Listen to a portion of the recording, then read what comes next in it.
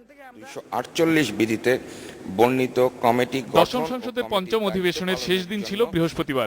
রীতি অনুযায়ী এদিন সমাপনী বক্তব্য দেন বিরোধী দলীয় নেতা বেগম রওশন এরশাদ। 5ই জানুয়ারির নির্বাচন গণতন্ত্রের ভিত মজবুত করেছে বলে মন্তব্য করেন তিনি। আমি শ্রদ্ধা করে তাদের সবাইকে এরপর অধিবেশনের সমাপনী বক্তব্যে সংসদ নেতা ও প্রধানমন্ত্রী শেখ হাসিনা অভিযোগ করেন বিএনপি নেত্রীর রাজনীতি এখন দেশ এবং দেশের মানুষের বিরুদ্ধে। 21শে ফেব্রুয়ারি 26শে মার্চ সে কোনো শ্রদ্ধা নিবেদন করতে যাননি। তার অর্থটা কি দাঁড়াচ্ছে? বাংলাদেশের স্বাধীনতায় তিনি বিশ্বাস করেন না। তিনি প্রশ্ন করেন, বিশ্বের কাছে দেশের মানুষকে ছোট করার কি অধিকার আছে খালেদা জিয়ার? মানুষ তাদের ধোকায় পড়ে অনেক বোকা হয়েছে, এতে কোনো সন্দেহ নাই।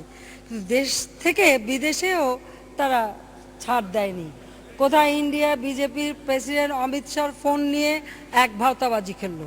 আমাদের দেশ ছোট হতে পারে, তারা বড় দেশ হতে পারে, কিন্তু মর্যাদার দিক থেকে স্বাধীন সার্বভৌম রাষ্ট্র হিসেবে আমাদের মর্যাদা সমান। নিজের পরিবার ও দলের উন্নয়ন ছাড়া সব ক্ষেত্রেই বিএনপি নেত্রী ব্যর্থ বলেও মন্তব্য করেন প্রধানমন্ত্রী। রাষ্ট্র পরিচালনা করতে যেরকম ব্যর্থতার পরিচয় দিয়েছে, আন্দোলন চালাতে তো ব্যর্থ হয়েছে।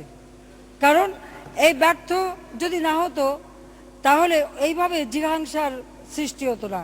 39 কার্য দিবসের এই শীতকালীন অধিবেশন সমাপ্তি ঘোষণার সময় স্পিকার শিরীন শারমিন চৌধুরী আশা করেন সব বাধা পেরিয়ে এগিয়ে যাবে দেশ। জনগণ কখনোই সন্ত্রাস, সহিংসতা ও জঙ্গিবাদের কাছে পরাভব মানে না।